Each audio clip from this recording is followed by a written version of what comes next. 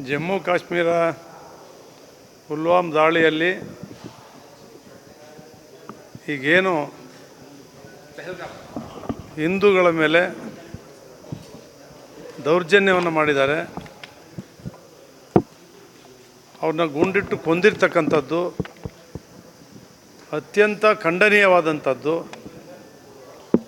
ಅದರಲ್ಲೂ ನಮ್ಮ ಕನ್ನಡಿಗರು ಕೂಡ ಏನು ನರೇಂದ್ರ ಮೋದಿಯವರು ಜಮ್ಮು ಕಾಶ್ಮೀರದಲ್ಲಿ ಚುನಾವಣೆ ನಡೆಸಿ ಒಮರ್ ಅಬ್ದುಲ್ಲಾ ಅವರು ಅಲ್ಲಿನ ಮುಖ್ಯಮಂತ್ರಿಗಳಾಗಿ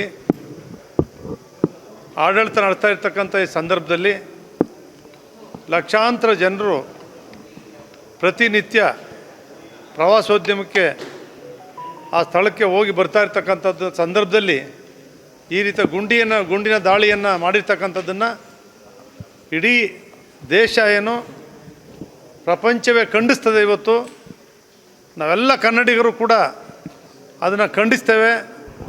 ನಿಜವಾಗ್ಲೂ ಕೂಡ ಏನು ಮಂಜುನಾಥ್ ಅವರು ಅವರ ಪತ್ನಿ ಅವರ ಪುತ್ರ ಅವರ ಎದುರಿನಲ್ಲೇ ಗುಂಡಿಕ್ಕಿ ಕೊಂದಿರ್ತಕ್ಕಂಥದ್ದು, ಅದರಲ್ಲೂ ಕೂಡ ಹಿಂದೂಗಳನ್ನು ಕೊಲ್ತೇವೆ ಅಂಥೇಳಿ ಅವ್ರು ಮಾಡಿರ್ತಕ್ಕಂಥ ಹೇಯ ಕೃತ್ಯ ಏನಿದೆ, ಇದೆಲ್ಲರೂ ಕೂಡ ಒಗ್ಗಟ್ಟಾಗಿ ಒಂದೇ ಗುರಿ ಅವ್ರನ್ನ ಮುಗಿಸ್ತಕ್ಕಂಥ ಕೆಲಸವನ್ನು, ಉಗ್ರರನ್ನು ಕೊಲ್ತಕ್ಕಂಥ ಕೆಲಸವನ್ನು ಒಗ್ಗಟ್ಟಾಗಿ ಎಲ್ಲರೂ ಕೂಡ ಇದರಲ್ಲಿ ಯಾವುದೇ ಪಕ್ಷ ಇಲ್ಲದೆ ಒಗ್ಗಟ್ಟಾಗಿ ಆ ಕೊಲ್ಲುವ ಕೆಲಸವನ್ನು, ಅವ್ರನ್ನ ಗುಂಡಿಕ್ಕಿ ಕೊಲ್ಲುವ ಮೂಲಕ ಅವ್ರಿಗೊಂದು ಪಾಠ ಕಲಿಸ್ತಕ್ಕಂಥ ಕೆಲಸವನ್ನು ಈ ಸಂದರ್ಭದಲ್ಲಿ ನರೇಂದ್ರ ಮೋದಿಯವರು, ಅಮಿತ್ ಶಾ ಅವರು ಕೂಡ ಅದನ್ನು ಮಾಡ್ತಾರೆ ಅಂತಕ್ಕಂಥ ನಂಬಿಕೆ ಇದೆ.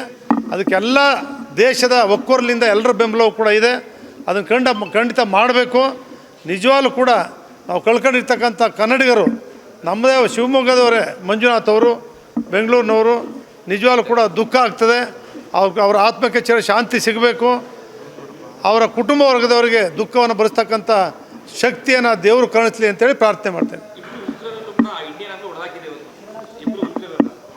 ಇಬ್ಬರು ಉಗ್ರರನ್ನು ಇಂಡಿಯನ್ ಆರ್ಮಿ ಇವತ್ತೇನು ಹೊಡೆದಾಕಿದ್ದಾರೆ, ಇನ್ನು ಮುಂದೆಯೂ ಕೂಡ ಅದನ್ನು ಮುಂದುವರಿಸಿ ಅವರೆಲ್ಲರೂ ಕೂಡ ಸಂಹಾರ ಮಾಡ್ತಕ್ಕಂಥದ್ದನ್ನು ಅವ್ರು ಮಾಡಬೇಕು. ಅವ್ರಿಗೆ ಚಾಮುಂಡೇಶ್ವರಿ ಆಶೀರ್ವಾದ ಇರ್ತದೆ. ನಮಸ್ಕಾರ.